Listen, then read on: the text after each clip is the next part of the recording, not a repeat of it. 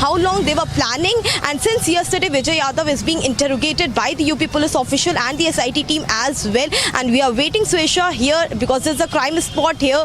The forensic team will visit in some time and the recreation of the entire crime will be done here at Lucknow Court. And the visuals on our screen, Swesha, of how the security has been beefed up and the thoroughly checking of each and every person who's entering the court is being done by the police officials. Back to you.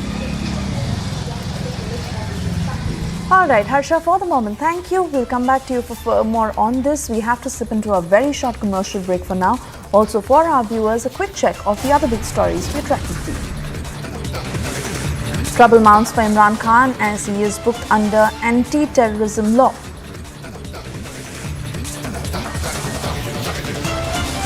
Ukraine accuses Russia as dam collapse forces thousands to evacuate. Russia hits out.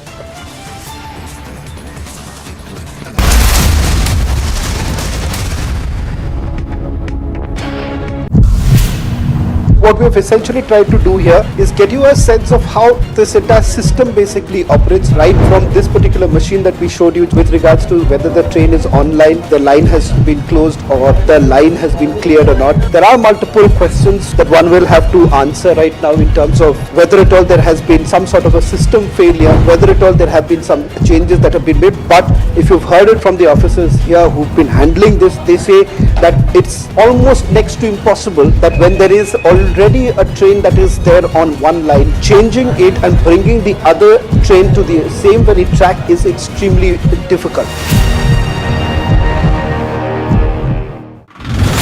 How, why and where the accident happened? We are at the tracks. All the bogies that derailed have been cleared here. This is the loop line and this is where the goods train was parked on the other side. And the train which was supposed to pass through the main line went into the loop line, and that's what the railway minister is saying, that the point system was changed. Electronic interlocking, that is the reason why this happened. Criminal activity perhaps for the first time since this has happened. So he goes into details of the point machine and the settings of the point machine that was perhaps changed, and that they're looking into who did it, why they did it and when it was done. And that's the focus.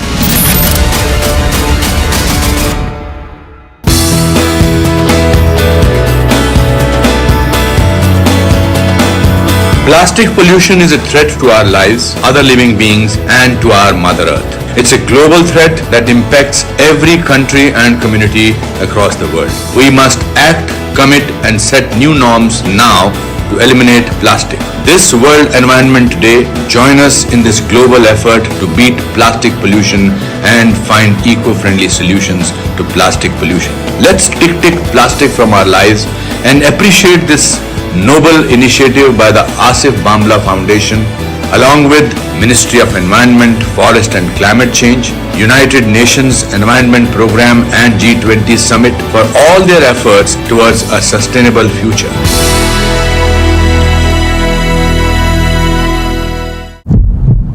128 kilometers per hour. When he gets a green signal, he continues to maintain that train at 128 kilometers per hour. But you see how these two lines meet. The loop line meets at that intersection. So instead of coming straight, the signal was green, but the system interlocking went wrong, which means at 138 kilometers per hour, instead of coming straight, he was diverted to that line in which there was already a goods train with iron ore. The focus of that investigation is right now where I am, and that's the station master's room, there where the investigation continues.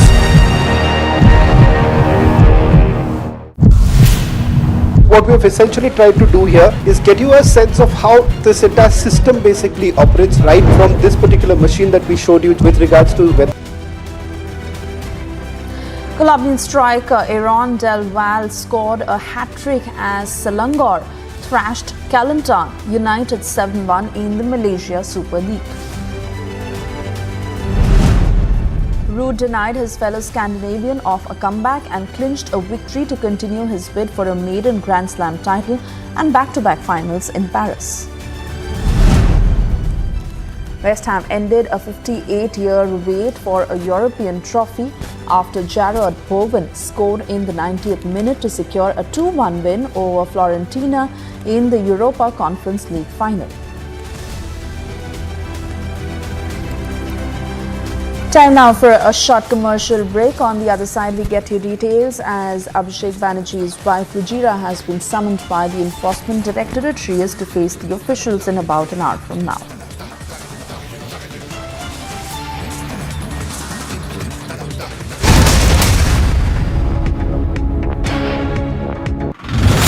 How, why and where the accident happened. We are at the tracks. All the bogies that derailed have been cleared here. This is the loop line and this is where the goods train was parked on the other side. And the train which was supposed to pass through the main line went into the loop line, and that's what the railway minister is saying, that the point system was changed. Electronic interlocking, that is the reason why this happened. Criminal activity perhaps for the first time since this has happened. So he goes into details of the point machine and the settings of the point machine that was perhaps changed, and that they're looking into who did it, why they did it and when it was done. And that's the focus.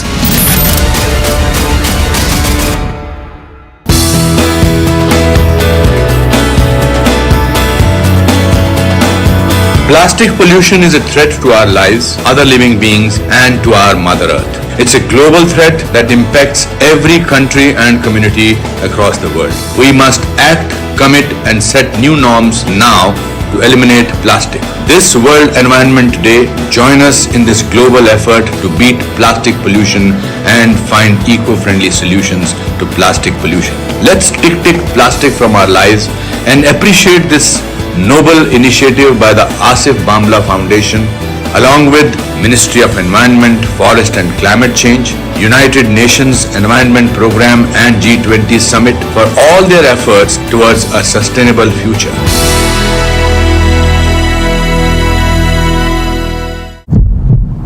128 kilometers per hour. When he gets a green signal, he continues to maintain that train at 128 kilometers per hour. But you see how these two lines meet. The loop line meets at that intersection. So instead of coming straight, the signal was green, but the system interlocking went wrong, which means at 138 kilometers per hour, instead of coming straight, he was diverted to that line in which there was already a goods train with iron ore. The focus of that investigation is right now where I am, and that's the station master's room, there where the investigation continues.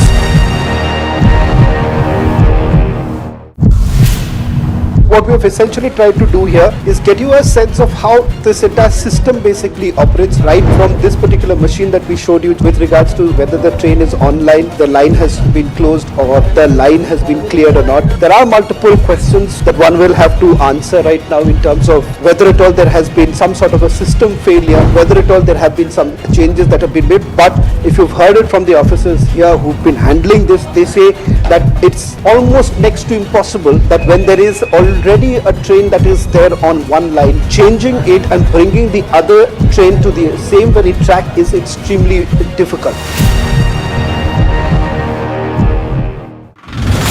How, why and where the accident happened. We are at the track.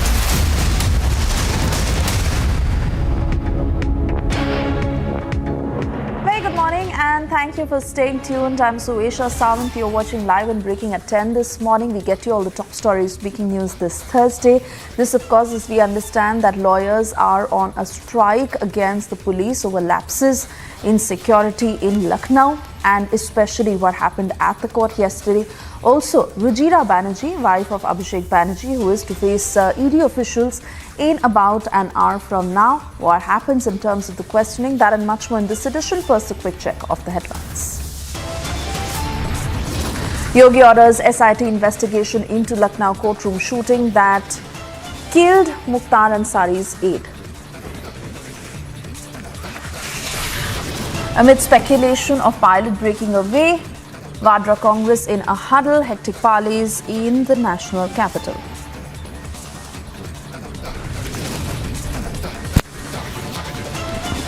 Days after face-off at Kolkata airport, Abhishek Banerjee's wife Rujira Banerjee summoned by the ED.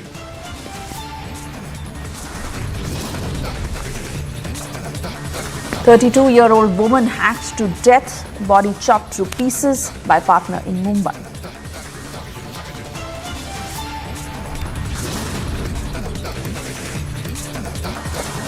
Trouble mounts for Imran Khan as he is now booked under anti-terrorism law.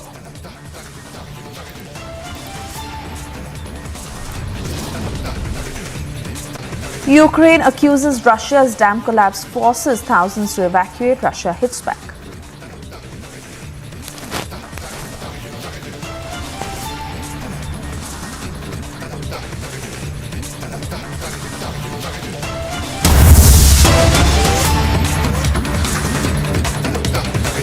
And we cut across to breaking news coming in from Lucknow, where we're hearing that Chief Minister Yogi Adityanath, in all likelihood, is to visit the trauma center. This security has been beefed up at the Lucknow court after Mukhtar Ansari's aide Jiva was shot dead in broad daylight within the court premises. Also, as Lucknow lawyers were on a strike against the police over security lapses in the court, latest being Chief Minister Yogi Adityanath is to visit the trauma center.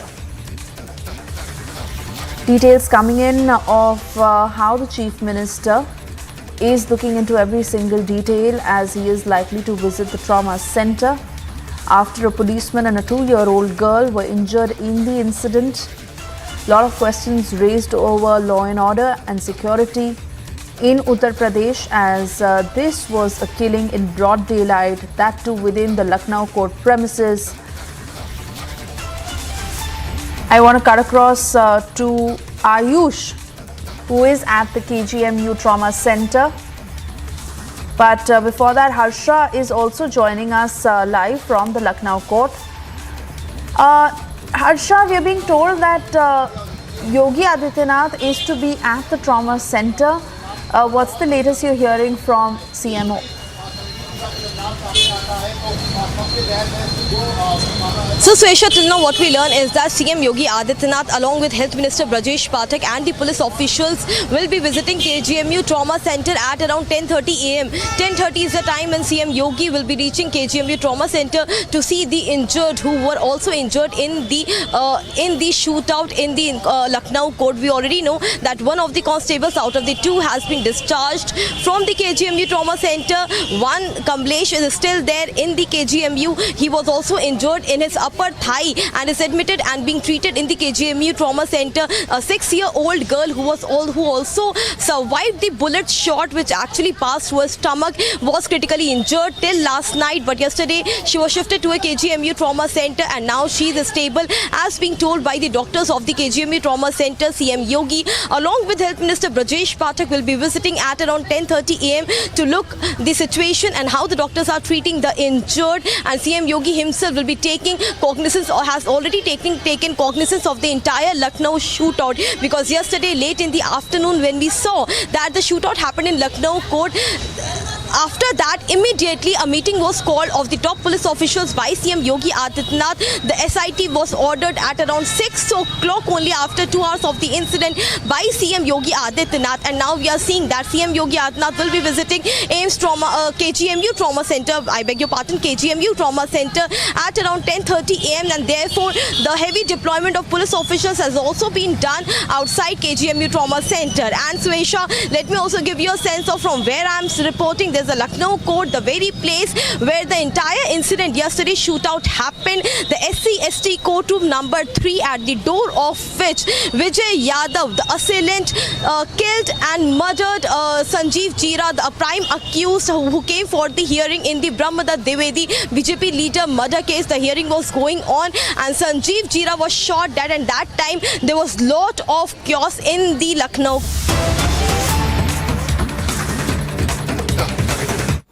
Inflation progressively aligns with the target while supporting growth. Let me now explain the MPC's rationale for these decisions on both policy rate as well as the stance. The MPC recognized that the pace of global economic activity is expected to decelerate in 2023. That's in the current year. And this is mainly because it is getting dragged down by elevated inflation, tight financial conditions and geopolitical tensions which are still continuing. The pace of monetary tightening has slowed in recent months, but uncertainty remains on its future trajectory as inflation continues to rule above targets across the world. And in the last few days, you would have noticed that 2 major central banks have after adopting a pause for several months, they have gone for increasing the policy rates. So therefore, what I am saying is that the monetary policy, the pace of monetary policy has slowed, tightening of monetary policy has slowed down, but uncertainty remains on the future trajectory as inflation continues to roll above targets across the world. In India, consumer price inflation eased during March-April 2023 and moved into tolerance band, declining from 6.7% last year, that is 22-23. Headline inflation, however, is still above the target as per the latest data and is expected to remain so according to our projections for 23-24. So when I say headline inflation is still above the target, I am referring to headline inflation as per our assessment will remain above 4% throughout 23-24. Therefore, close and continued vigil on the evolving inflation outlook is absolutely necessary, especially as the monsoon outlook and the impact of El Nino remain uncertain. Real GDP growth in 2022-23, on the other hand, turned out to be stronger than anticipated and is holding up well. The policy repo rate has been increased by 250 basis points since May last year and is still working its way through the system. Its fuller effects will be seen in the coming months. Against this backdrop, the MPC decided to keep the policy repo rate unchanged at 6.5%. The MPC will continue to remain vigilant on the evolving situation and the growth outlook. It will take further monetary policy actions promptly and appropriately as required to keep inflation expectations firmly anchored and bring down inflation to the target. With the policy repo rate at 6.5% and full year projected inflation for 23-24 at just a little above 5%, the real policy rate continues to be positive. The average system liquidity, however, is still in surplus mode and could increase as rupees 2,000 banknotes get deposited in the banks. Headline inflation, as noted before, is easing but rules above the target, warranting close monitoring of the evolving price dynamics. Taking all these factors into account, the Monetary Policy Committee decided to remain focused on withdrawal of accommodation to ensure that inflation progressively aligns with the target while supporting growth. I would now proceed to provide our assessment of growth and inflation. Let me first focus on growth. India's real gross domestic product, that is real GDP, recorded a growth of 7.2% in 2022-23, stronger than the earlier estimate of 7%. It has surpassed its pre-pandemic level by 10.1%. Real GDP growth in the fourth quarter of 22-23 accelerated to 6.1% year-on-year from 4.5% in the third quarter of last year, aided by fixed investment and higher net exports. On the supply side, real gross value added, that is GVA, accelerated from 4.7% in Q3 to 6.5% in Q4, driven by rebound in manufacturing activity, which moved into expansion territory after 2 quarters of contraction. Turning to 23-24, domestic demand conditions remain supportive of growth on the back of improving household consumption and investment activity. Urban demand remains resilient with indicators such as passenger vehicle sales, domestic air passenger traffic, and credit cards outstanding posting double-digit expansion on year-on-year basis in the month of April. Rural demand is also on a revival path. Motorcycle and three-wheeler sales increased at a robust pace year on year in April, while tractor sales remained subdued. Growth in steel consumption and cement output and production and imports of capital goods suggest continued buoyancy in investment activity. On the back of double-digit growth of 15.6% in non-food bank credit, the flow of resources to commercial sector in the current year, that is 2023-24, up to May 19th, increased to 2.7 lakh crore from 1 lakh crore during the same period last year. Fixed investment by manufacturing companies expanded in 22-23, reversing the contraction seen in 21-22.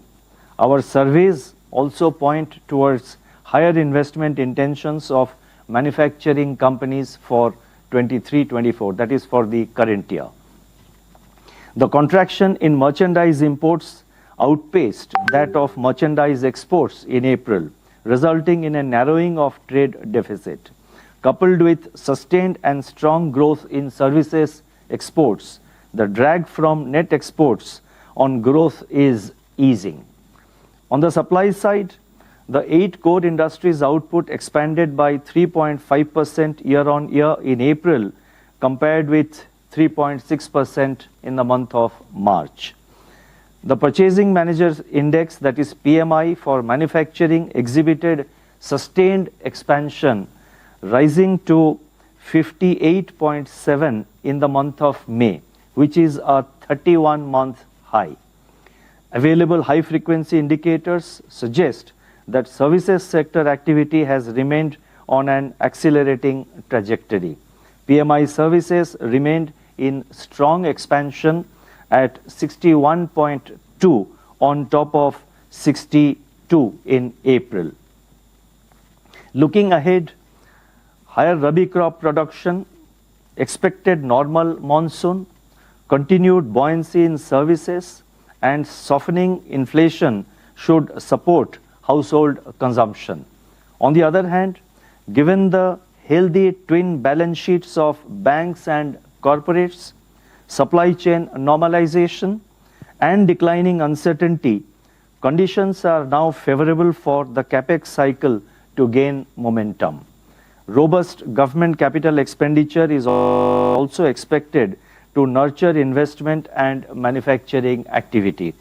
Consumer and business outlook surveys display continued optimism.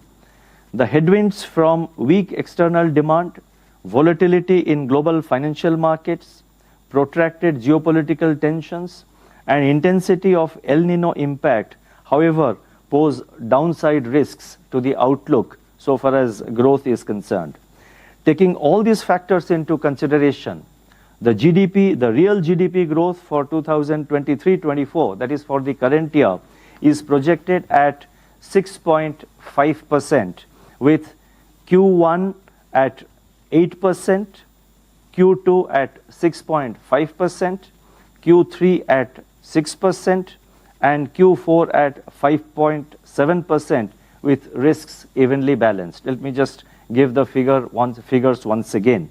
So the GDP growth, real GDP growth projection for the current year 23-24, the projection that we are making is 6.5%, and the quarterly breakup is as follows. The first quarter, the estimate is that it would be 8%, second quarter 6.5%, third quarter 6%, and fourth quarter 5.7%, and the risks are evenly balanced. Let me now turn to inflation. Headline CPI inflation has come down during March-April 2023 to 4.7% in April, the lowest reading since November 2021. Monetary policy tightening and supply-side measures contributed to this process. The easing of inflation was observed across food, fuel, and core, that is the CPI excluding food and fuel categories. That means all categories of headline inflation witnessed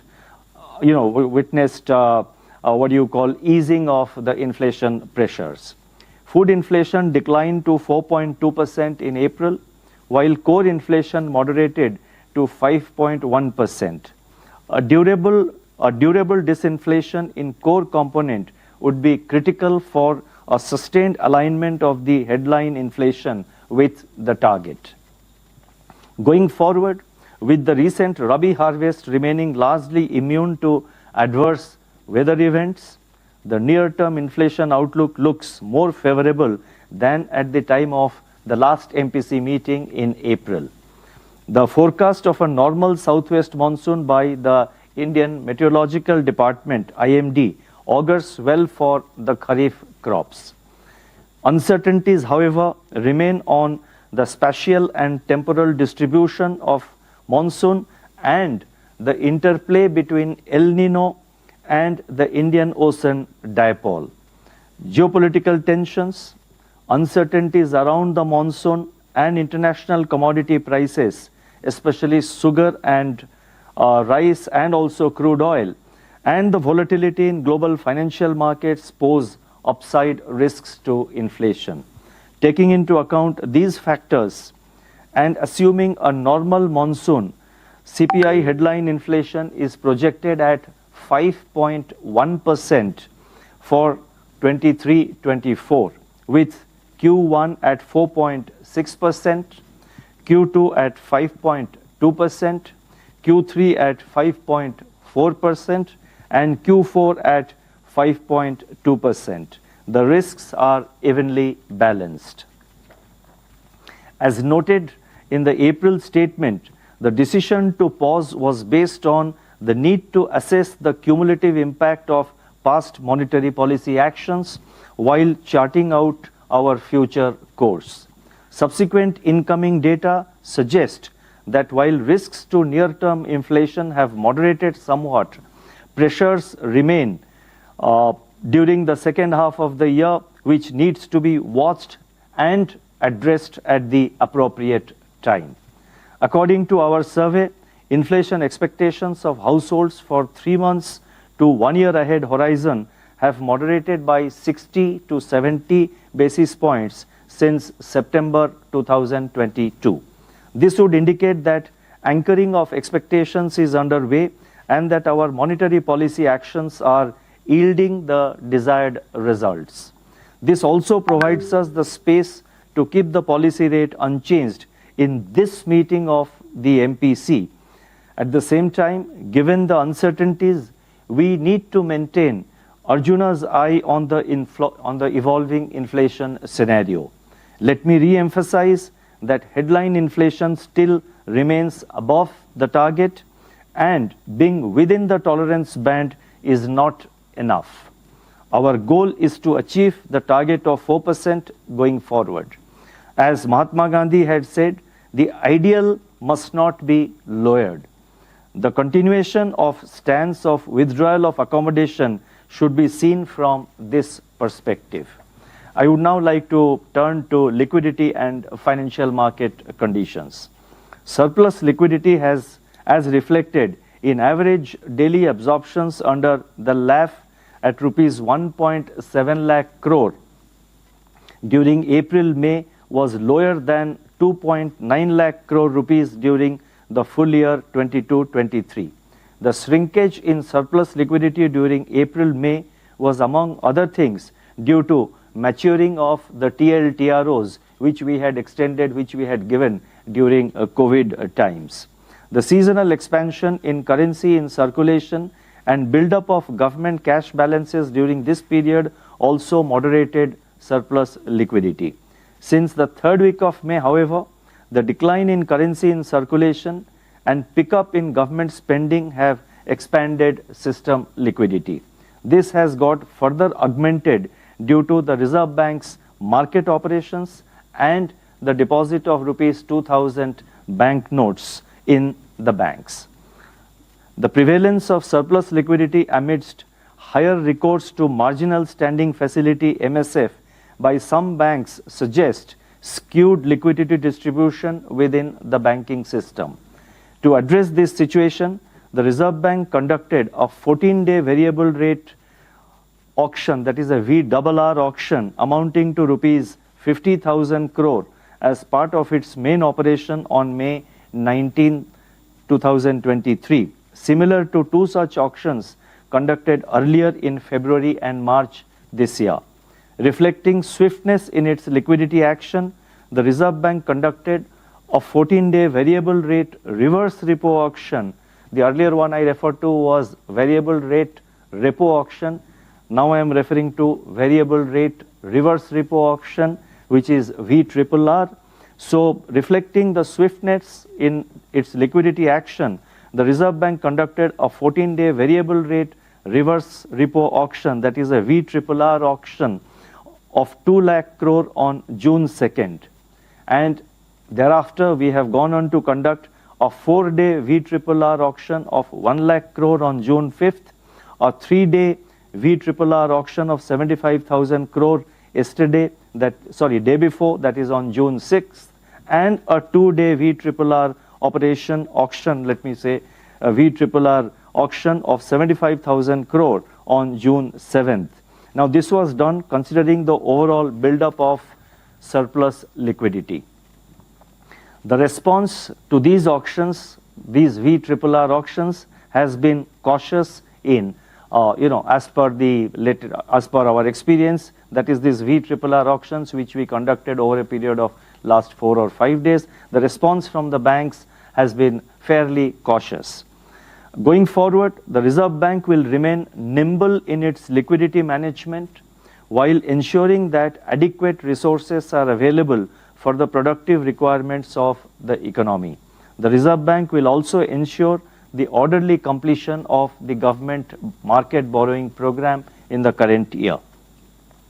The moderation in system liquidity, along with its skewed distribution, was reflected in firming up of money market rates even beyond the repo rate on a few occasions before they came down from May 18 to sub-repo rate levels. Long-term rates have, however, remained broadly stable.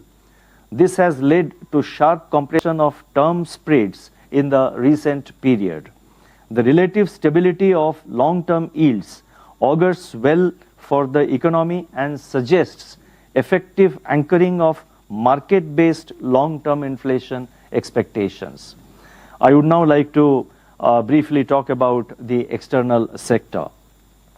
In recent months, the trade deficit has narrowed on the back of sharper decline in imports vis-à-vis exports. India is making resolute strides to achieve the $1 trillion merchandise export target by 2030 by focusing on diversification of markets and products, leveraging free trade agreements, strengthening manufacturing capacity and competitiveness by participating in value chains, and through schemes such as the production-linked incentive across sectors. Service exports and remittances have provided valuable support to India's external sector viability.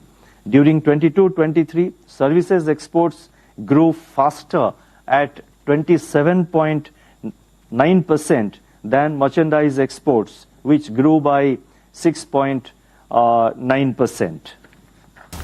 The current account deficit, that is expected to have moderated further in Q4 22-23 and should remain eminently manageable even in 23-24, that even in the current year also.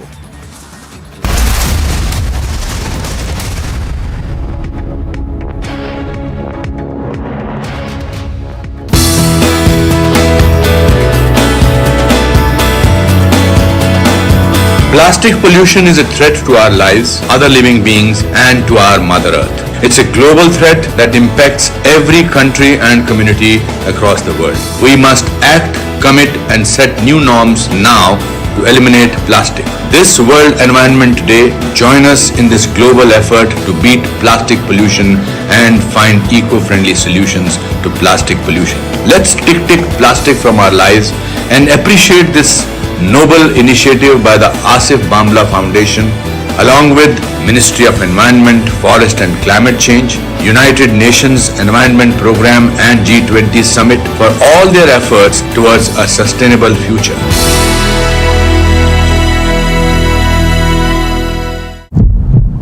128 kilometers per hour. When he gets a green signal, he continues to maintain that train at 128 kilometers per hour. But you see how these two lines meet. The loop line meets at that intersection. So instead of coming straight, the signal was green, but the system interlocking went wrong, which means at 138 kilometers per hour, instead of coming straight, he was diverted to that line in which there was already a goods train with iron ore. The focus of that investigation is right now where I am, and that's the station master's room, there where the investigation continues.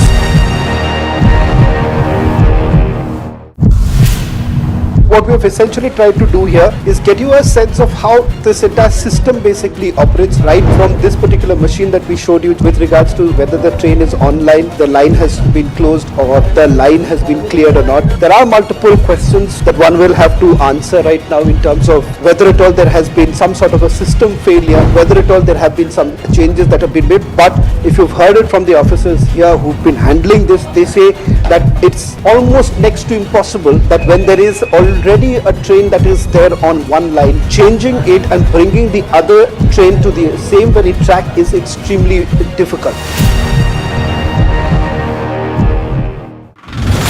How, why and where the accident happened, we are at the tracks. All the bogies that derailed have been cleared here.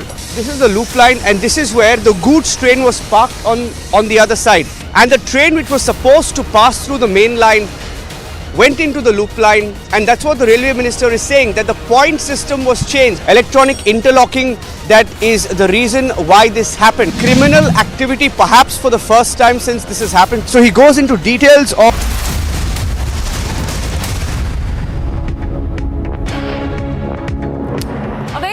It's 10:30. I'm Samiksha Srivastava. One of our top focus stories remains the ED summons to Abhishek Banerjee's wife. She would be quizzed by the Enforcement Directorate today in connection with the coal scam. Let's begin first with the top headlines at 10:30. Chief Minister Yogi Adityanath orders investigation into Lucknow courtroom shooting that killed Mukhtar Ansari's aide.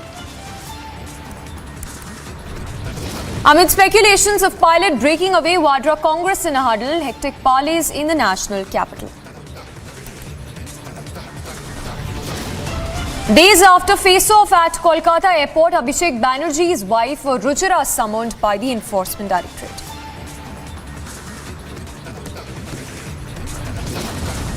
A 32-year-old woman hacked to death and body chopped into pieces by partner in Mumbai. Trouble mounts for Imran Khan as he is now booked under anti-terrorism law. Ukraine accuses Russia as dam collapse forces thousands to evacuate. Russia hits out.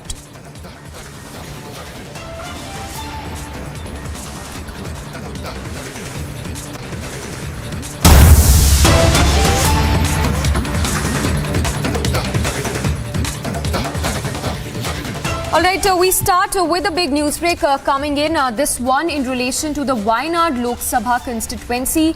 Now we're given to understand that the Central Election Commission is planning to hold by-election to the Wayanad Lok Sabha constituency that is represented by former Congress Chief Rahul Gandhi, who's also been disqualified as an MP by the Gujarat court. Now Republic has even accessed exclusive letter by the Election Commission to a political party to be present. In fact, we've also accessed pictures of the mock drill that was conducted. So as you see, those are the exclusive visuals that we've accessed of EC preparing for Wayanad by poll. And this comes as a big news. It comes just ahead of the 2024 polls. Election Commission holding that mock drill to hold by-election to the Wayanad Lok Sabha constituency.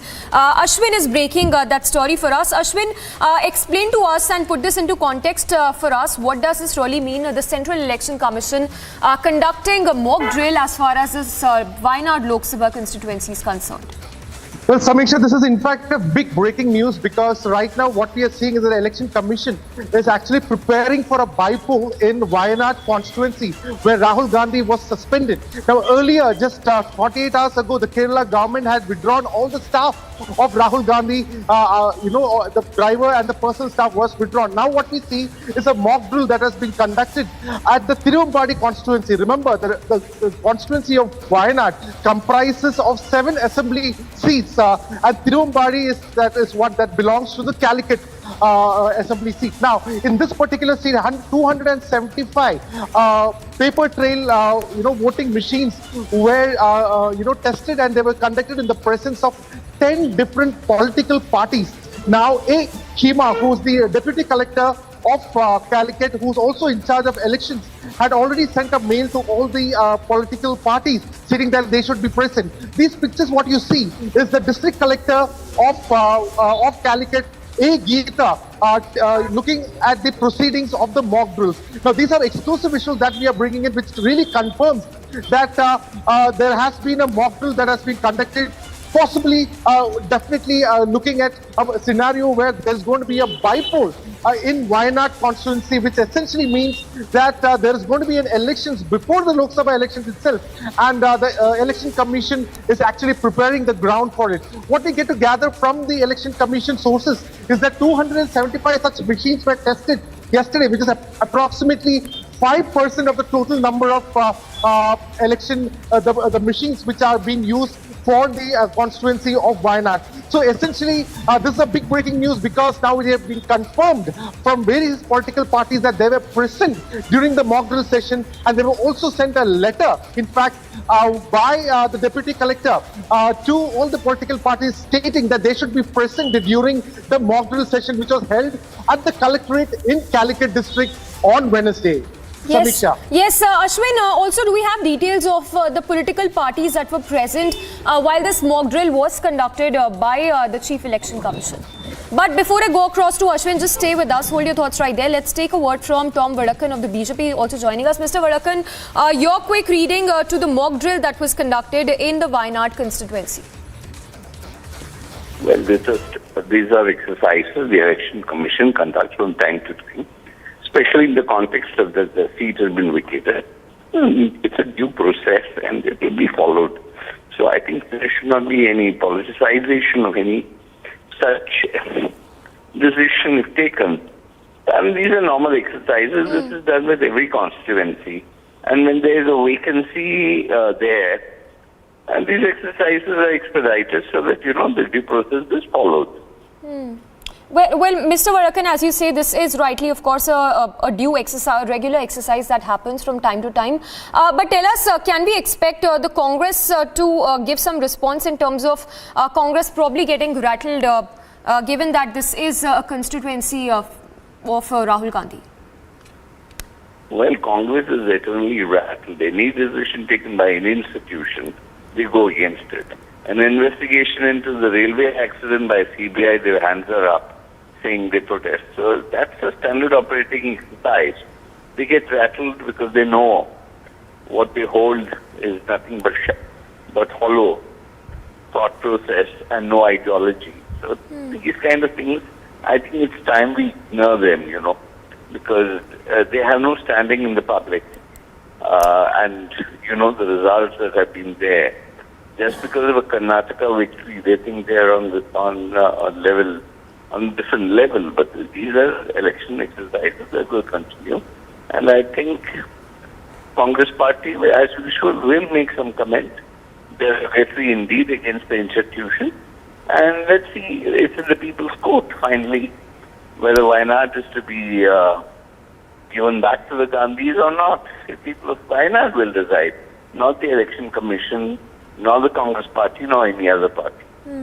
All right, Mr. Vadakan, appreciate you speaking to us. So that was Tom Vadakan of the BJP saying that this regular exercise should not be politicized by the Congress. And this, of course, after mock drill was conducted for 170 booths in the Wayanad constituency, in which 275 machines were checked by the enforcement, by the Election Commission, and was attended by 10 political parties as well. All right, shifting focus to the other big story we've been tracking since Tuesday afternoon. This one in relation to the clashes that broke out in Kolhapur of Maharashtra. Remember, a curfew remains imposed in Kolhapur, and sources now suggesting that the social media handles on which had the controversial status were created by minors. So questions now rife whether minors were used to stoke tensions in Kolhapur of Maharashtra. Let's go across to Sandeep, who's tracking the latest and joining us live from Kolhapur. Sandeep, is there a bigger conspiracy that is probably being probed by the officials? And this was, of course, indicated by the Maharashtra Chief Minister and Deputy Chief Minister as well, while they appeal for peace and calm in the area. Samiksha, as you rightly mentioned, definitely there could be a larger conspiracy in this regards, that the case that took place in Kolhapur. When we talk about the social media posts which was shared, that was shared by the minors, in fact, and that too in support of Aurangzeb. Now, what happens if a minor shares anything, objectionable? Nothing can be done by the police forces. No arrest can be made. In fact, they are sent to the children correction room. That is the only action that can be taken. Now, the police suspect that there could be another mastermind to this Kolhapur conspiracy and the Aurangzeb conspiracy that took place, and which led to the clashes between the protesters and the police forces yesterday. Now, in fact, I'll show you the visuals. Massive police force has been deployed till now. And in fact, despite of deployment, the normalcy, it seems that the normalcy has returned at this point of time in Kolhapur. But yes, the one of the important point out here is that who is the mastermind? Who brainwashed this minor children, in fact, to share that alleged controversial post and objectionable post in support of Aurangzeb. Although the police and in fact the investigating agencies have started the investigation and in fact trying to trap the person who was in fact the mastermind, who brainwashed the minds of these child, and in fact who instigated, who provoked the violence and provoked the clashes in Kolhapur. Samiksha. Yes, Sandeep, this was indicated by the Maharashtra Chief Minister Eknath Shinde as well, and by the Deputy Chief Minister, who also stated that there was definitely an attempt to vitiate the atmosphere. But quickly take us to what the police officials have to say as far as the probe is concerned about, and also about those who've been arrested in relation to these clashes. See, as far as the social media post is concerned, 5 juveniles were taken into custody, and in fact they were produced before the juvenile court and were sent to children correction room. Apart from that, as far as the clashes that were concerned between police and the protesters, 30 to 35 people have been in fact arrested in this case. So this is the big update that has come from the police department in Kolhapur, that 30 to 35 people have been arrested in the clash that took place yesterday. But at this point of time, police is looking out for the larger conspiracy in this.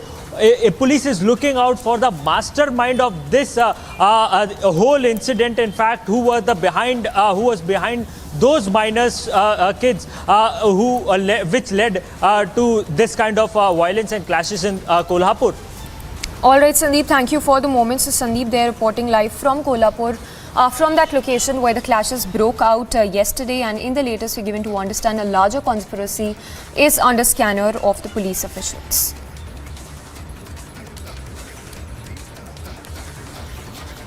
And in news from Hawaii, where one of the most active volcanoes in the world has now begun erupting. Remember, this comes after a 3-month pause. Here's a detailed report. After a 3-month pause, one of the world's most active volcanoes has now begun erupting, displaying fountains of glowing lava that's a safe distance from people and structures. The eruption occurred within the Hilmamo crater in the summit caldera. Increased earthquake activity and changes in the patterns of ground deformation at the summit started Tuesday night, indicating the movement of magma in subsurface. The volcano's alert level was raised to warning status. Officials say the lava lake covering the crater floor over lava that remained from previous eruptions measured about 150 hectares and 1,300 meters wide. Agency report for Public TV.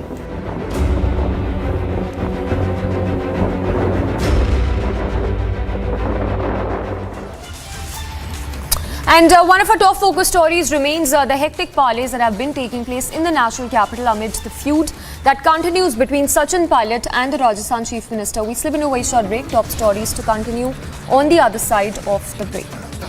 And also tracking the latest from West Bengal days after face-off at the Kolkata airport, Abhishek Banerjee's wife to be questioned by the Enforcement Directorate.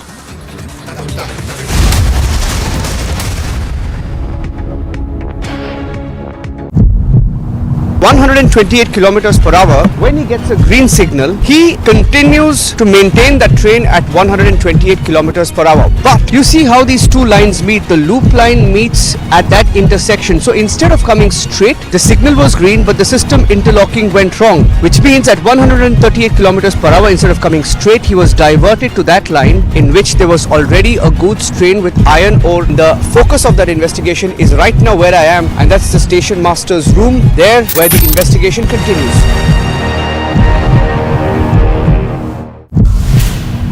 What we have essentially tried to do here is get you a sense of how this entire system basically operates, right from this particular machine that we showed you with regards to whether the train is online, the line has been closed, or the line has been cleared or not. There are multiple questions that one will have to answer right now in terms of whether at all there has been some sort of a system failure, whether at all there have been some changes that have been made. But if you've heard it from the officers here who've been handling this, they say that it's almost next to impossible that when there is already a train that is there on one line, changing it and bringing the other train to the same very track is extremely difficult. How, why and where the accident happened, we are at the tracks. All the bogies that derailed have been cleared here.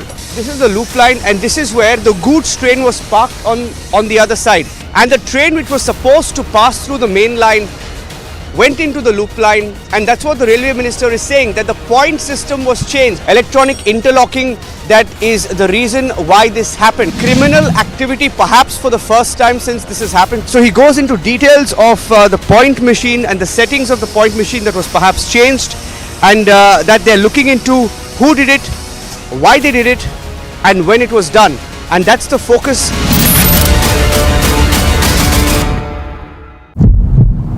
128 kilometers per hour. When he gets a green signal, he continues to maintain that train at 128 kilometers per hour. But you see how these two lines meet. The loop line meets at that intersection. So instead of coming straight, the signal was green, but the system interlocking went wrong, which means at 138 kilometers per hour, instead of coming straight, he was diverted to that line in which there was already a goods train with iron ore. The focus of that investigation is right now where I am, and that's the station master's room, there where the investigation continues.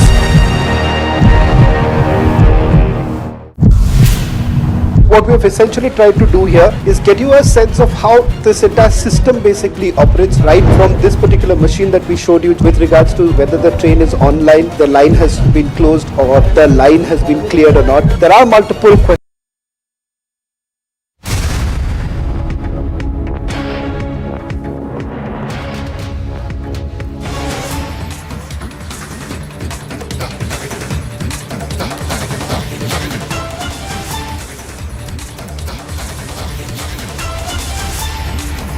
Alright, cutting across to these visuals that are just coming in of the PTI chief and former Pakistan Prime Minister Imran Khan, who's seen leaving for the Islamabad court.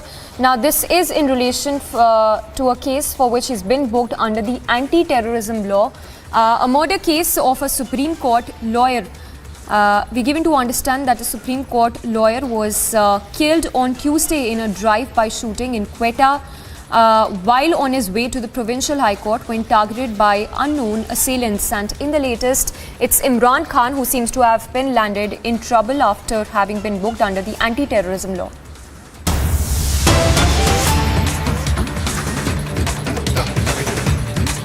हमें मिली है और आजरा में भी 20 लोग additional कल रात को ही deploy किए गए हैं।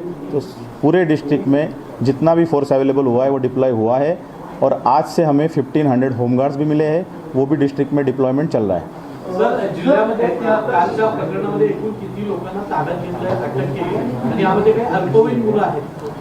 काल जे कोल्हापूर शहरामध्ये घटना घडली त्या अनुषंगाने 3 पोलीस स्टेशनला 3 गुन्हे दाखल करण्यात आलेले आहेत।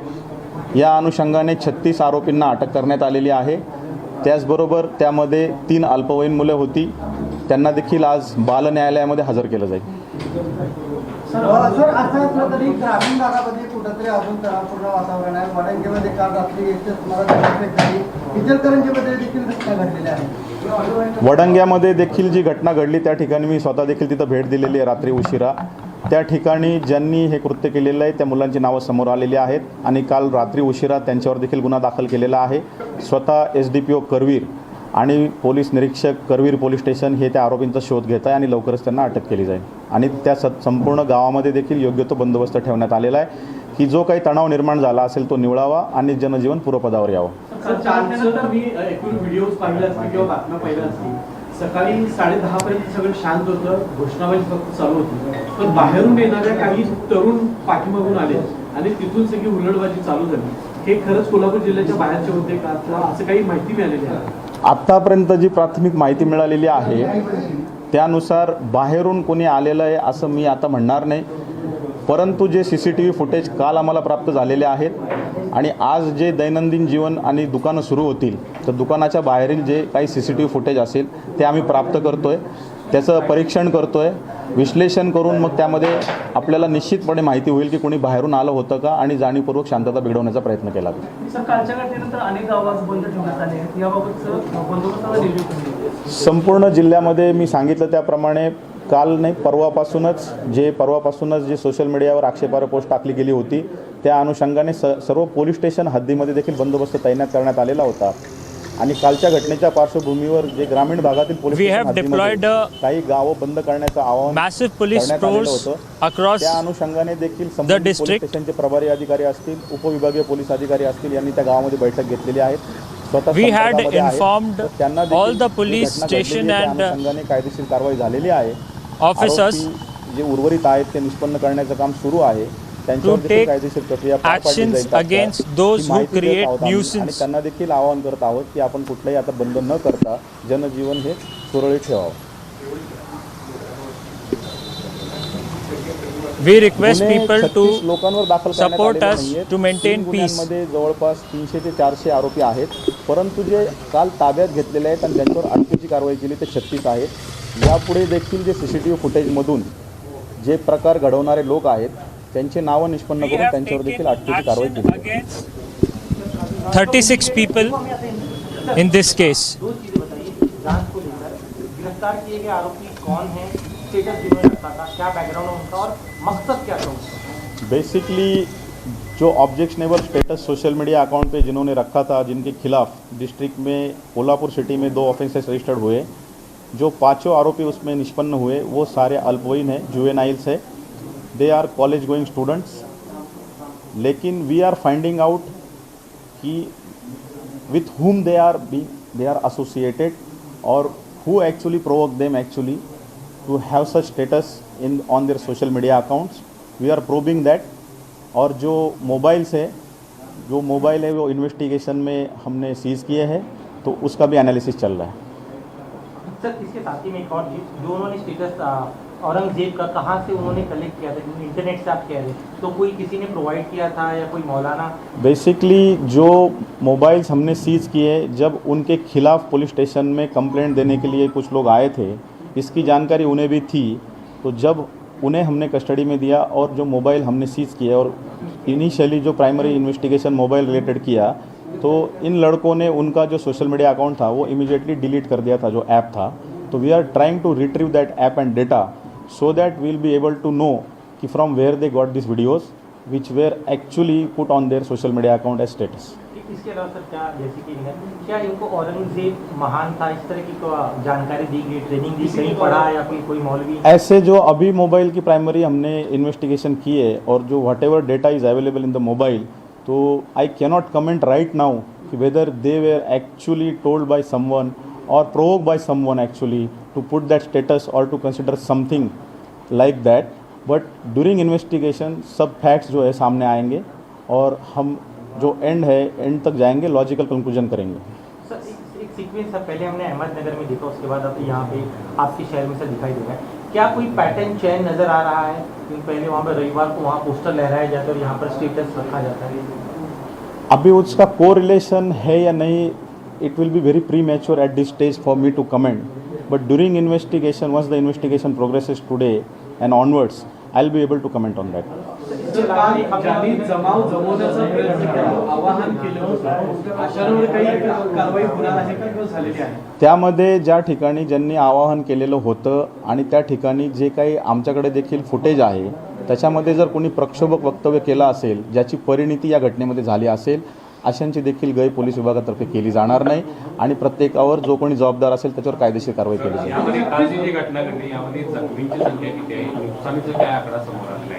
पंचनामे काल पूर्ण झालेले आहेत. मी देखील अगदी पहाटेपर्यंत या बंदोबस्तामध्येच होतो. त्याची संपूर्ण डिटेल माहिती मी आत्ता घेतो आहे की एकूण किती गाड्यांचं किंवा दुकानांचं नुकसान झालेलं आहे, तर ती माहिती देखील लवकरच मी देऊ शकेन. आपण कदाचित त्यावेळी नव्हता, आपण गेल्या 6 महिन्यामध्ये कोल्हापूरच्या प्रत्येक खेड्यामध्ये किंवा विभागामध्ये अशा पद्धतीचे गुन्हे दाखल होत आहेत. पण असं असताना पोलीस थोडेसे त्यांना हे माहिती होतं का कोल्हापूरमध्ये इतक्या मोठ्या प्रमाणात जमाव होणार आहे? कारण 6 महिन्याचे याला थोडीशी किनार आहे. परवा ज्या वेळेस आक्षेपार्ह स्टेटस ठेवल्यावरून जेव्हा गुन्हे दाखल पोलीस स्टेशनला झाले त्यावेळेस जे बंदचं आवाहन करण्यात आलेलं होतं त्या अनुषंगाने अतिरिक्त बंदोबस्त हा शहरामध्ये तैनात केलेला होता. असं नाही आहे की तिथं बंदोबस्त नव्हता. अतिरिक्त अधिकारी, अतिरिक्त फोर्स, त्याचबरोबर SRPFची कंपनी व एक प्लाटून, त्याचबरोबर जे जवळपासचे पोलीस स्टेशन आहे तेथून देखील अतिरिक्त अधिकारी व कर्मचारी हे संपूर्ण शहरामध्ये देण्यात आलेले होते. त्यानंतर असं नव्हतं की आम्हाला माहीत नव्हतं की एवढा जमाव जमू शकतो, कारण परवा जी घटना घडली आणि आपण जे सांगताय त्याप्रमाणे मागील 5-6 महिन्यामध्ये ज्यावेळेस आंदोलनं झाली आणि त्याचं रूपांतर नंतर काही तणावामध्ये झालेलं आहे, तर ज्यावेळेस जमाव जमतो तो परत जाताना या घटना घडल्या आहेत मागच्या 4-5 महिन्यामध्ये. त्याचा देखील अंदाज आम्हाला होता.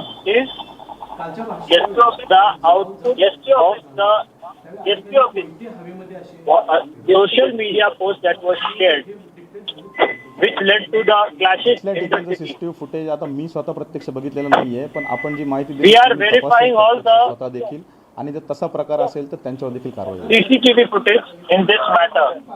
नाही, 36 जे अटक झाले ते अल्पवयीन नाही आहेत. जे अल्पवयीन आहेत त्यांना आम्ही अटक केलेली नाही आहे, त्यांना बाल न्यायालयात हजर करू आहे. We have sent 5 juveniles in the social media post case to children correction room. Aurangzeb के फैन क्लब्स बने हुए हैं,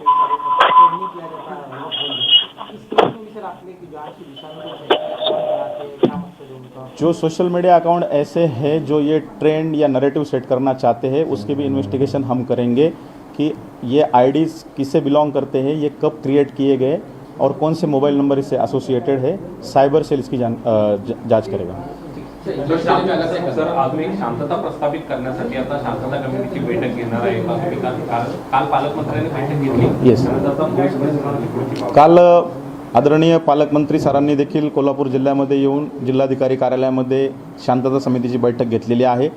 त्याचप्रमाणे SP कार्यालय असेल, त्याचबरोबर माझे उपविभाग असतील, त्याचबरोबर पोलीस स्टेशन स्तरावर असेल, तर संबंधित जिल्हा प्रशासन व पोलीस यंत्रणा हे एकत्रितरित्या शांतता समितीच्या बैठका घेतील, जेणेकरून संपूर्ण जिल्ह्यामध्ये शांतता प्रस्थापित होईल. लव जिहादचं प्रकरण या निमित्तानं पुन्हा पुढे यायला लागलं. कालच्या बैठकीत सुद्धा हा सूर दिसलेला आहे. तर याच्या संदर्भात थोडंसं तुम्ही याच्या संदर्भामध्ये जे तक्रारी प्राप्त होतात त्याच्या तात्काळ कायदेशीर कारवाई करणे, गुन्हे दाखल करणे आणि जर अशी पीडित असेल तर तिला रेस्क्यू करणे आणि आरोपीला तात्काळ ताब्यात घेऊन अटकेची कारवाई करणे, त्या संबंधीचे निर्देश सर्व वरिष्ठ अधिकारी व सर्व पोलीस स्टेशनला देण्यात आलेले आहेत. सर, इंग्लिश में 2 सवाल अलग इंग्लिश में ले लीजिए. एक 2 मिनटमध्ये call uh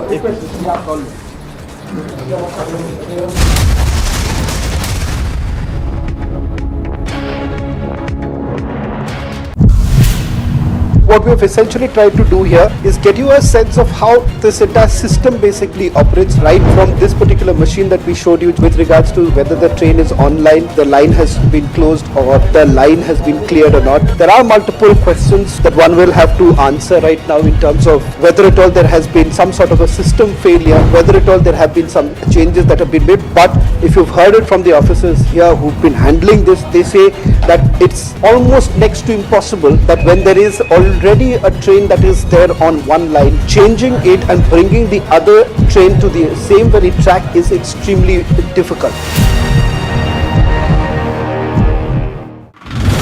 How, why and where the accident happened, we are at the tracks. All the bogies that derailed have been cleared here.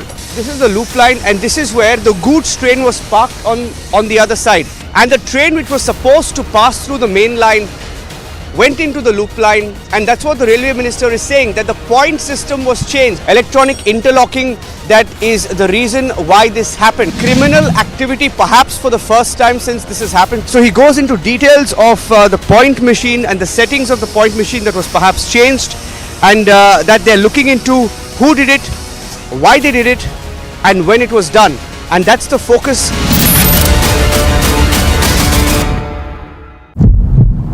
128 kilometers per hour. When he gets a green signal, he continues to maintain that train at 128 kilometers per hour. But you see how these two lines meet. The loop line meets at that intersection. So instead of coming straight, the signal was green, but the system interlocking went wrong, which means at 138 kilometers per hour, instead of coming straight, he was diverted to that line in which there was already a goods train with iron ore. The focus of that investigation is right now where I am, and that's the station master's room, there where the investigation continues.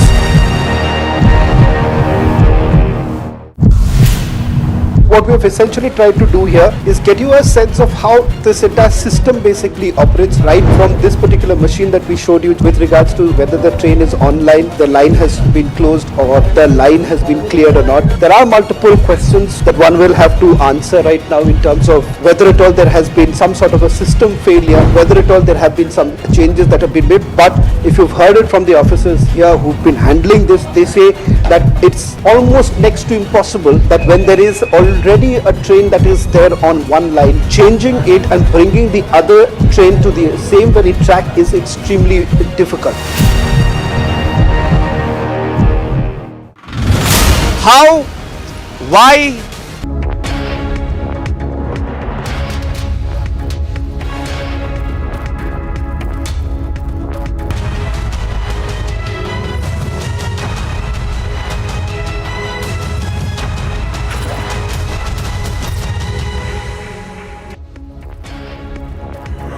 A very good morning, viewers watching Republic TV. I'm Shivangi Shukla, getting you the latest. Many updates coming in right now. We will get to all of them and all the breaking news that we are getting to know first here at Republic TV. But first, the headlines we're tracking at this moment. Yogi orders SIT investigation into Lucknow courtroom shooting that killed Mukhtar Ansari's aide. Amid speculations of pilot breaking away, Vadra Congress in a hurdle, hectic parleys in national capital. Days after face-off at Kolkata airport, Abhishek Banerjee's wife, Rujira, summoned by the ED.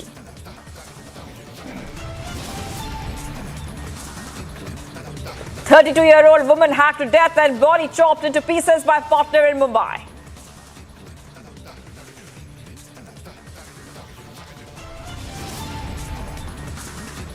Trouble mounts for Imran Khan as he's now booked under anti-terrorism law.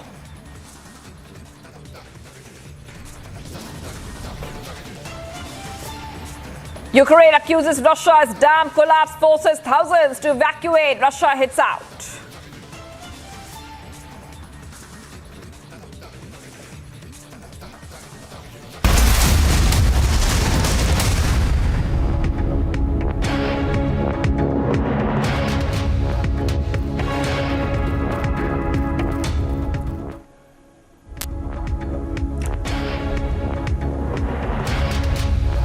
All right, viewers, getting these visuals coming in right now. Live updates coming in at this point of time.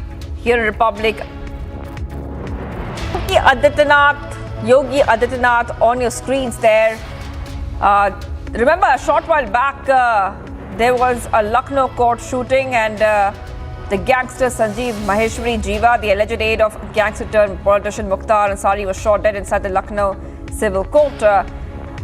And he is visiting the cops there at the trauma center, the CM visiting injured cop at the hospital, viewers. We're getting these details coming in right now here in Republic TV. After that the cop was injured. Those visuals coming in here on Republic TV, viewers. Remember that the CM Yogi Adityanath has now reached the KGMU Trauma Center. At the same time, we also know that Lucknow lawyers are on strike against police lapses of security in the court. We also know the court will not be functioning today after that incident where gangster Sanjeev Jiva was shot by miscreants a short while back, viewers. We also know that the SIT has informed to investigate this incident. Let's just take a view through exactly what happened. So, the gangster politician Mukhtar Ansari's aide Sanjeev Maheshwari Jiva was shot dead on the premises of a Lucknow court on Wednesday. The policeman and a 2-year-old girl were also injured in the incident. So, Yogi Adityanath visiting the injured cop. Let's go straight to Harsha, who's joining us. Harsha, CM Yogi at the trauma center. He's also he looks like he's also trying to understand what really happened there. The 2-year-old girl was also injured in that incident, a small girl there on your screen. Harsha, take our viewers through what's happening here live. Shivangi, let me tell you that CM Yogi Adityanath now has reached the trauma center of KGMU, where the 18-month-old toddler who sustained the bullet injury while the shootout was done in the Lucknow court. There were 3 people who were severely injured and were very critical. Amongst them was this 18-month-old toddler and 2 policemen as well. Now, UP CM Yogi Adityanath has reached trauma center to visit and look how the developments are taking place in the KGMU trauma center, how the toddler and the policeman is recovering. And along with UP CM Yogi Adityanath, the top police officials are also present, and Special DG Prashant Kumar is also along with CM Yogi Adityanath, because Shivangi, before coming to trauma center, a quick meeting with the top police officials happened at the residence of CM Yogi Adityanath, where he was briefed about the entire incident and the development which have taken place since yesterday's shootout at the Lucknow court, because Special DG Prashant Kumar himself visited Lucknow court yesterday, the crime spot where the shootout happened, and he ensured about the safety and security of the Lucknow court. And from that time onward, the security has been heightened and tightened at the Lucknow court. But right now, the very important visuals are from the trauma center, where UP CM Yogi Adityanath is there, because right now what we are learning is that the policeman, the constable and the 18-month toddler are stable, but till now the bullet from the body of the 18-month toddler couldn't be taken out, because the bullet is the bullet is down the chest, and it's very difficult to take out the bullet. But the doctors of the faculty team have told us that the 18-month-old toddler is right now stable and nothing to worry. She was shifted from ICU to the private ward right now, and therefore CM Yogi Adityanath has himself come to visit this spot. And let me also tell you why the security of Shivangi Trauma Center has been increased. One, because the accused Vijay Yadav, after he was trying to flee away from this Lucknow में रखा हुआ बच्ची की देखिए, यहाँ पर जानकारी जो है वो एकत्रित करने की लगातार हमने कोशिश की है और उनसे बातचीत करते हैं हम यहाँ पे। सर, प्रक्रिया अपनाई जा रही है। सबसे महत्वपूर्ण बात है कि जिन लोगों का इलाज किया जा रहा है, जिन लोगों को चोटें आई थी, वो जल्द से रिकवर कर जाए, जिससे कि अन्य कार्रवाई जो स्ट्रीमलाइन की जा सके अच्छे से की जाए। किसके साथ कनेक्शन है? तो देखिए, यहाँ पर हमने जानकारी एकत्रित पड़ताल की जा रही है और जांच पड़ताल के अनुसार पूरी जो कार्रवाई है उसको आगे बढ़ाया जाएगा।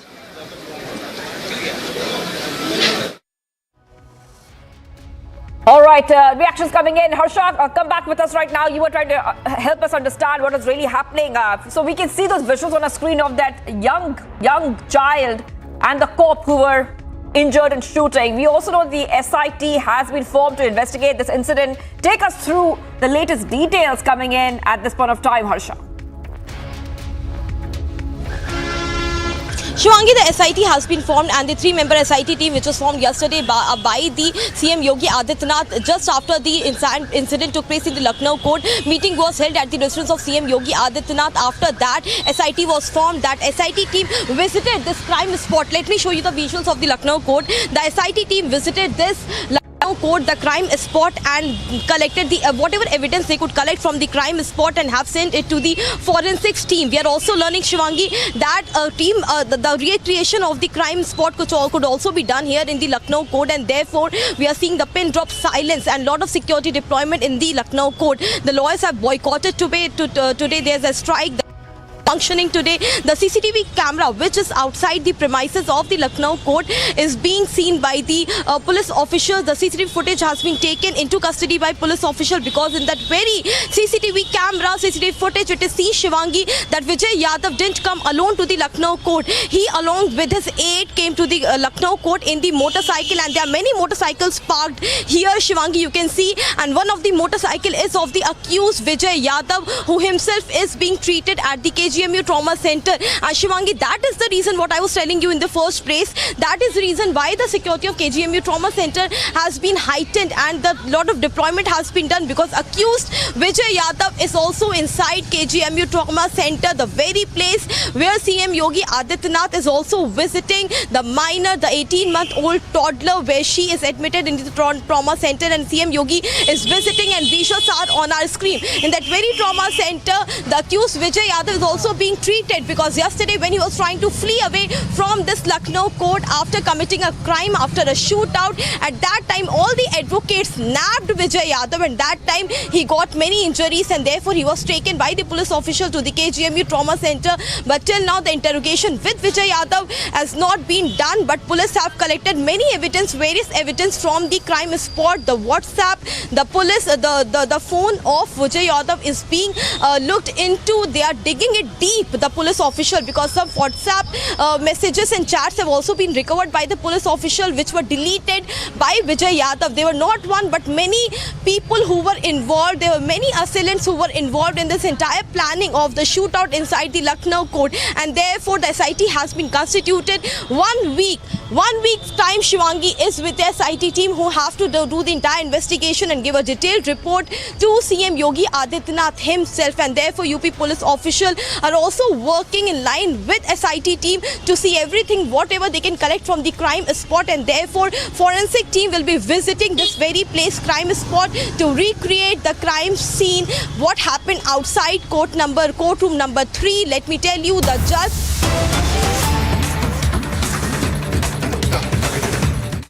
by our giving a Param supercomputer, having trainers out there,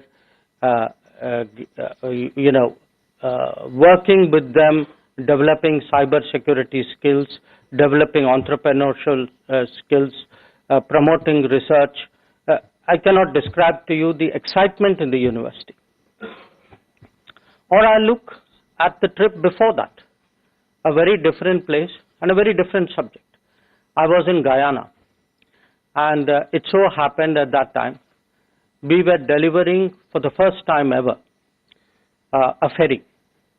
A first time ever a ferry that far away to the continent, to the southern, to the western hemisphere, that too in the south. And the ferry had a transformational message for the Guyanese, because it made suddenly the islands and even the coastline far more accessible. So actually you had the entire Guyanese cabinet, the previous president, everybody really turn out, because for them it was such a big event. A little bit before that I was in Mozambique, and I was urged to take a ride on a train which we had supplied. It wasn't just a train. We actually made possible the beginnings of a suburban rail system in Maputo, which would decongest that city, because the kind of trains and the price points and the quality that we did, that actually had a really a very big impact on the planning. I could give you many more examples. In Kenya, there's a textile factory which was closed down, which we helped to revive. every Kenyan, if you use the word Rivatex, every Kenyan knows this textile factory. Or indeed, go to Mauritius, you know, they are enormously proud of this Metro Express, which was built by an Indian company based on development support. And it isn't just my experience. I mean, my colleagues would vouch for something similar happening with them. Dr. Ranjan was telling me about a cardamom seed center, which he had seen in Laos. Or Muralidharanji was talking about entrepreneurship development centers, which he saw in Djibouti and I think in Rwanda. Am I correct? So you know, wherever you go today, and I want you to understand today how big our development footprint is. It is today extending across 78 nations, and we have done more than 600 major projects. But most of all, the impact is actually in our own neighborhood. That if you look, we've just had the visit of Nepal's Prime Minister, and you know, again, there was a stock taking of, and frankly, satisfaction at a lot of what has been achieved, a lot of new projects which are coming on stream. But if you look at the neighborhood at South Asia, in the last 9 years, whether it is power transmission, power generation, whether it is diesel supply, fuel supply, whether it is bridges, roads, railways, ICPs, actually the region is changing, very in the case of Maldives. So the first point I want to make to you is a large part of the world today sees us as a development partner, not just as a development partner who lives up to what Prime Minister enunciated as the Kampala principles, which is we do with our partners what is their priority. So it is, one part of it is the credibility, one part of it is also what is it we are doing. It is something which is important for them. They have determined what it is, or we have mutually determined what it is. And that, I think, today has very significantly enhanced our standing. The second image of India today is of an economic collaborator. An economic collaborator not just with the developing South, but with the global economy. And you can see that in terms of the FDI flows, in terms of the increased exports, in terms of actually this very important conversation taking place in the world today about trusted collaboration. I was in my last visit to the US, and Foreign Secretary has just come back, he's taken that forward. The American Semiconductor Association told me that to the best of their knowledge, they employ at least 40,000 engineers in India on chips design alone. And that's just the bit which they know. So the point I want to make here is, apart from development in terms of South-South, there is a larger economic impact we are making, and that is today increasingly recognized. And the third is really as a contributor. And perhaps there cannot be a better example of our contribution than Vaccine Maitri. I mean, even today, when you go around the world, actually people get emotional talking about the arrival of vaccines. The other example I would cite to you is our growing capability and our growing record as a first responder.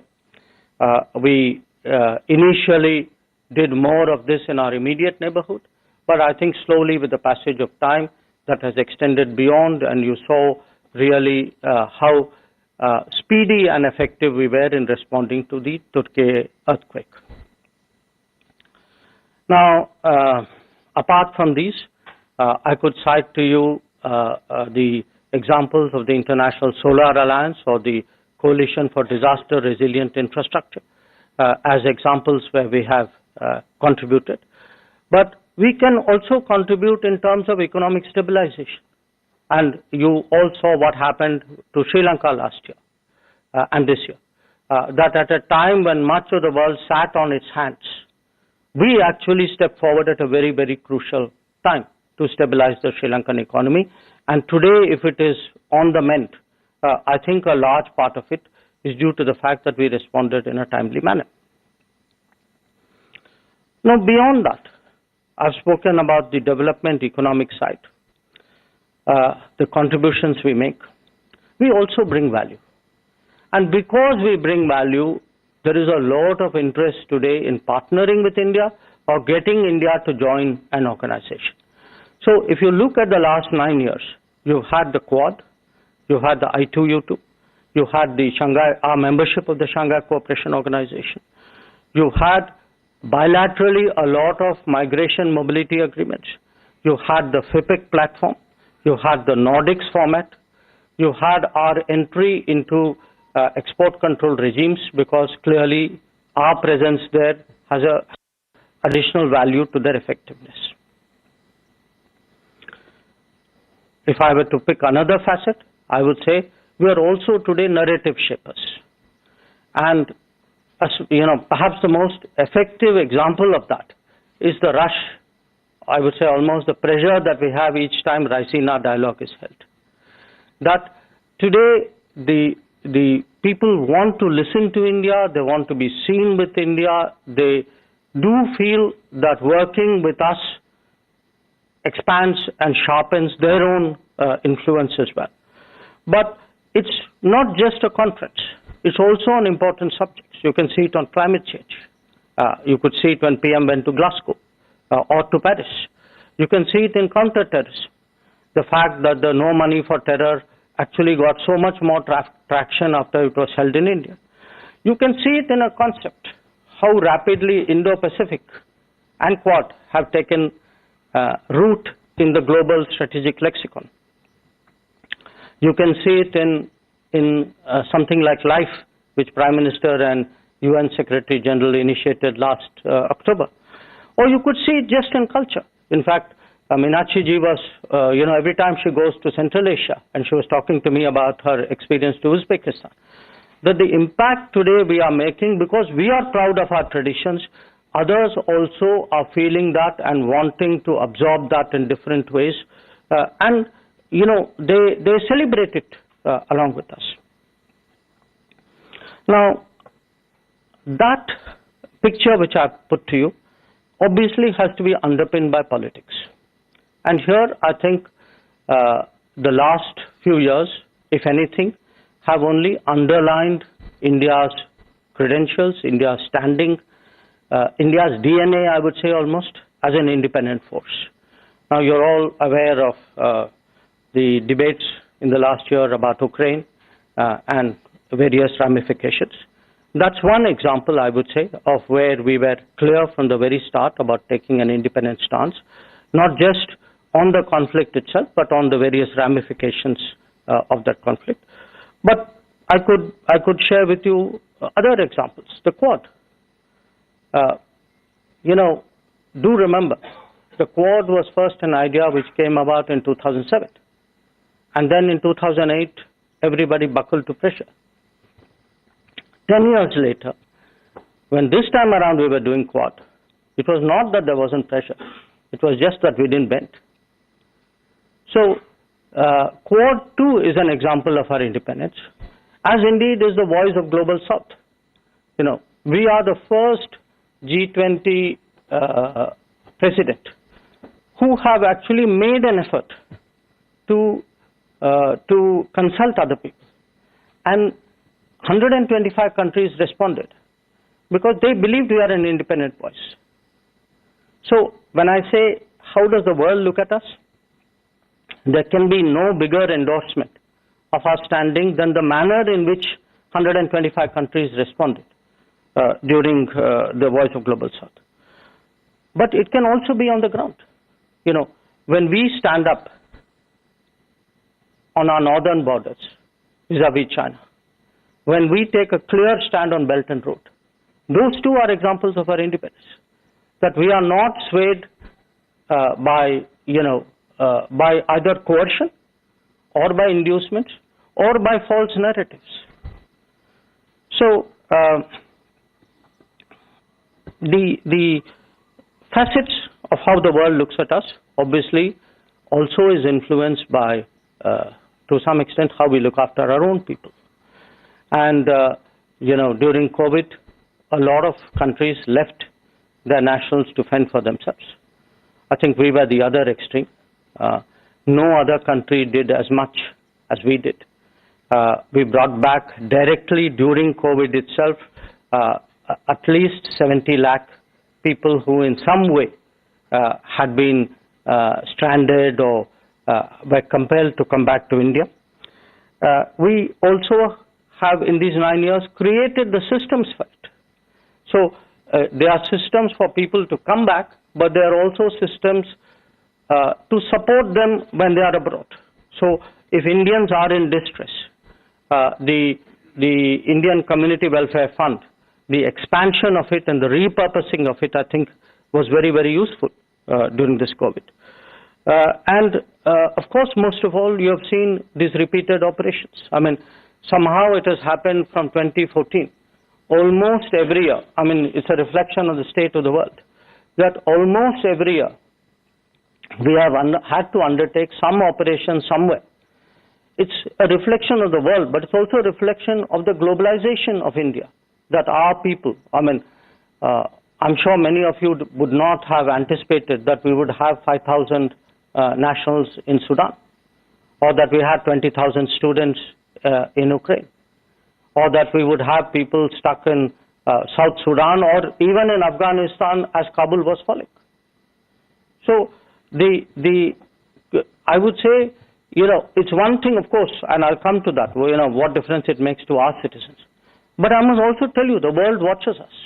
I mean, what we did in Ukraine was the subject of numerous conversations with my counterparts, and I've heard, people, presidents and prime ministers also speak to our own prime minister in that regard. But while we look after our own, we also take pride, and I think the world recognizes that we are genuinely international. We are international, and that is exhibited in what we are doing on climate action. What, as I said, we did on vaccines through Vaccine Maitri and through supply of medicines. What we are doing in terms of food, the millets, again, Namibia, they were very interested in working with us on production and expanding production and consumption of millets, or on counterterrorism, or on creating more reliable and resilient supply chains.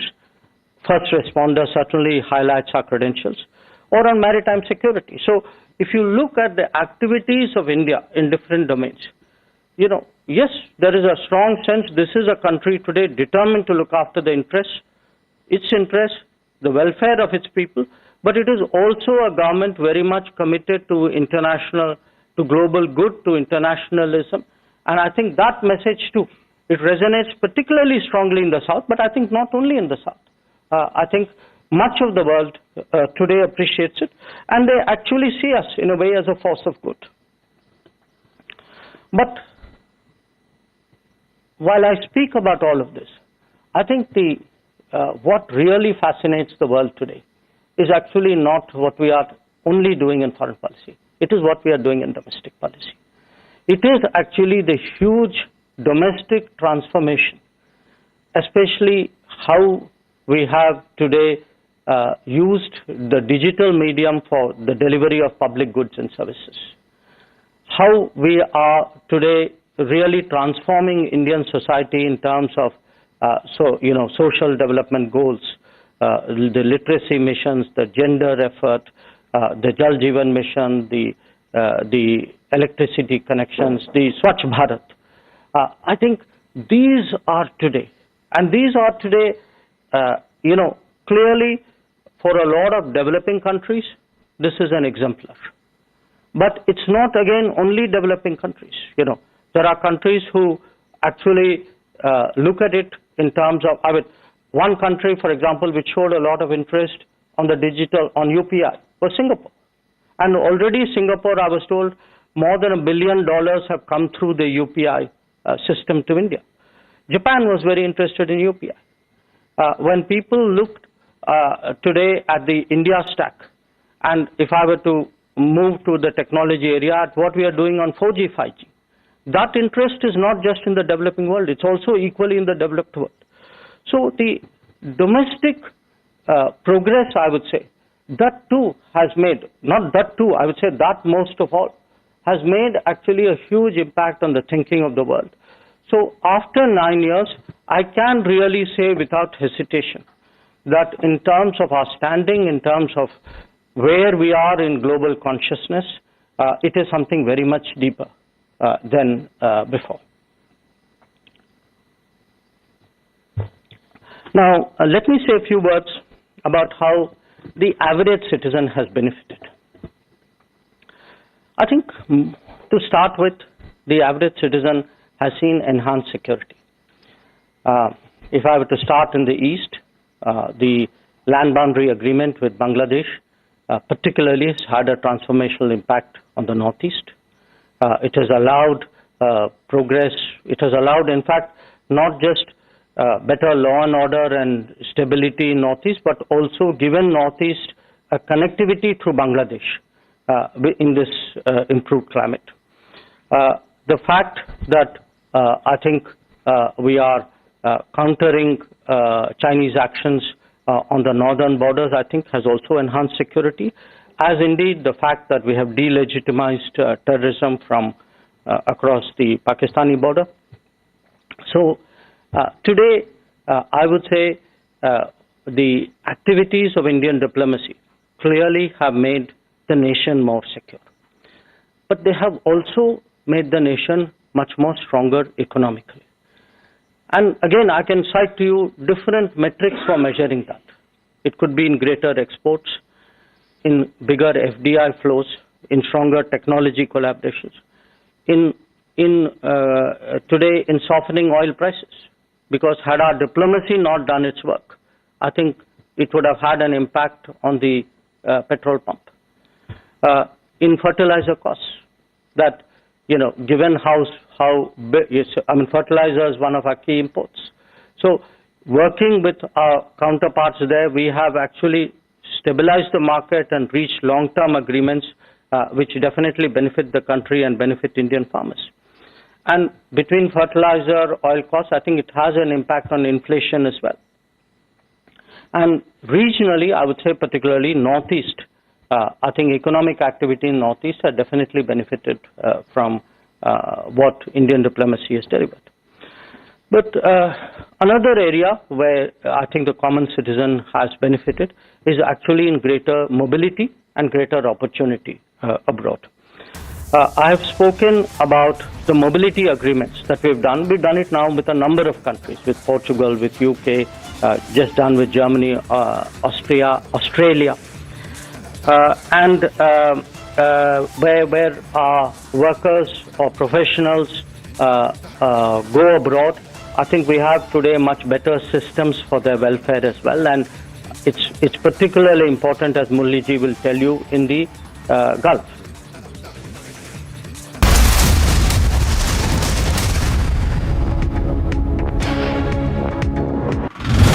How, why, and where the accident happened. We are at the tracks. All the bogies that derailed have been cleared here. This is the loop line, and this is where the goods train was parked on the other side. And the train which was supposed to pass through the main line went into the loop line, and that's what the railway minister is saying, that the point system was changed. Electronic interlocking, that is the reason why this happened. Criminal activity, perhaps for the first time since this has happened. So he goes into details of the point machine and the settings of the point machine that was perhaps changed, and that they're looking into who did it, why they did it, and when it was done. And that's the focus.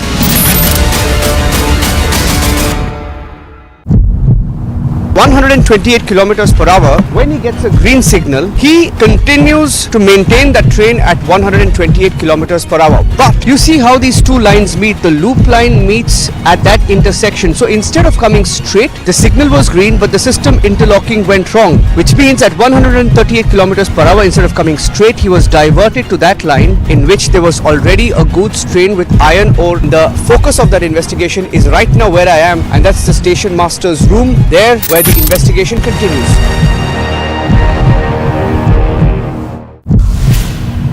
what we've essentially tried to do here is get you a sense of how this entire system basically operates, right from this particular machine that we showed you with regards to whether the train is online, the line has been closed, or the line has been cleared or not. There are multiple questions that one will have to answer right now in terms of whether at all there has been some sort of a system failure, whether at all there have been some changes that have been made. But if you've heard it from the officers here who've been handling this, they say that it's almost next to impossible that when there is already a train that is there on one line, changing it and bringing the other train to the same very track is extremely difficult. How, why, and where the accident happened. We are at the tracks. All the bogies that derailed have been cleared here. This is the loop line, and this is where the goods train was parked on the other side. And the train which was supposed to pass through the main line went into the loop line, and that's what the railway minister is saying, that the point system was changed. Electronic interlocking, that is the reason why this happened. Criminal activity, perhaps for the first time since this has happened. So he goes into details of the point machine and the settings. B2B, it could be G2B, it could be best practices, it could be projects. So the combination of all of this, you can see there's a very conscious drive for technology upgrades, and that is today actually opening many new opportunities for the youth, especially for the youth of this country. The fourth is, of course, security abroad. I have spoken about multiple operations. The Indian Community Welfare Fund, the consular services, even something like students. Today, students know that whether it is their legitimate case for working hours or other difficulties that they face, sometimes even security issues, that the government of India will back them up, and back them up perhaps in a manner in which we didn't do before. And finally, I would say there is a cultural respect for us today. There is a cultural respect, and there are a variety of reasons for it. Part of it is also that we ourselves have globalized many of our practices. I think the International Day of Yoga is not just a shared celebration. I think it's also a shared understanding of what is happening in India. And that is extending to other fields, could be Ayurveda, it could be, in a way, our way of life. So anybody going out today, I think an Indian going out today is more likely to be, in a sense, understood by the rest of the world. And all of this, I'm not suggesting, is only due to government efforts. I think there are a lot of other independent processes in play. But certainly we help to guide it, channel it, encourage it. So if this is the picture I present to you, I would like to end very briefly with my sense of what has changed in 9 years. Why has this happened? I think it has happened, first of all, because where foreign policy is concerned, starting from day one, when you saw the leaders of our neighbors present at the oath taking of the Council of Ministers in 2014, starting from day one till now, there has been strategic clarity. There has been strategic clarity in terms of understanding the world, in organizing ourselves into, a neighborhood first circle, extended neighborhoods, the Sagar, Africa beyond, the major powers. So how we perceive the world and how we interact with the world and how we develop policies for each of those and for combinations of these, I think that is to me a number one reason. And along with that, in this phrase which has been used, hesitations of history, that we are no longer a prisoner of our past. That if there are gains to the country, if there are benefits for our citizens, we are not held back because of ideological reservations. Along with that, I would say the strategic communication, that we are able, probably if you look at us, I would say not only us ministers, but even the secretaries or probably my colleagues who are in different MEA buildings, we are far more intensely active and interactive than those before us. I'm not in any way disrespecting those people. I think it is partly the situation. It is the big picture which is also, it is also the greater interest. The fact that the world wants to deal more with us. But what it has done is this dynamic of our capabilities and change, the world's interest, then our response, I think it has created today a virtuous cycle in diplomacy, which is part of this change. The third reason is a confidence in handling multipolarity and multi-alignment. Because one of the dilemmas, long-standing dilemmas for Indian foreign policy is, if the world is polarized or there are multiple centers of power, how do you deal with all of them? And I would suggest to you that we have done it, especially in the last 9 years, with a great deal of confidence, with results to show for it. And if you look at the major power centers, with the exception of China, for reasons which all of you are aware, I would say almost every one of these accounts has progressed, some of them in actually very challenging circumstances. A fourth reason is actually what has changed is the delivery focus. That it isn't just that you go declare something and then let it happen in its own speed, and sometimes they never happen. The sense within the government that there has to be delivery, there has to be timeline, there has to be budget, and this is backed up by monitoring. So, you know, within the government, there is a very famous exercise called Pragati. And this Pragati model, which Prime Minister himself started and which we have departmentalized internally as well, that we keep drilling down to see why is a project stuck, why is something not moved, where are our promises, you know, what has been delivered, what is still pending. So the whole delivery monitoring, I think, aspect, that has been, if you ask me, one of the hallmarks really of the Modi government's administrative style. The fourth is, of course, what I said, the people-centric view. You know, improving passports could have happened earlier if people felt it was important. If you actually put citizens at the center. Worrying about people abroad. There could be tourists, there could be seafarers, there could be students. You know, why, I mean, in a way you could ask yourself, why are we doing these operations year after year? You know, why do we battle for our students? Why do we push embassies to give visas? Why are we strengthening passport system? Because at the end of the day, I think this people-centric view of governance, of responsibility, which includes obviously diplomacy and foreign policy, I think that is something which has been part of the change.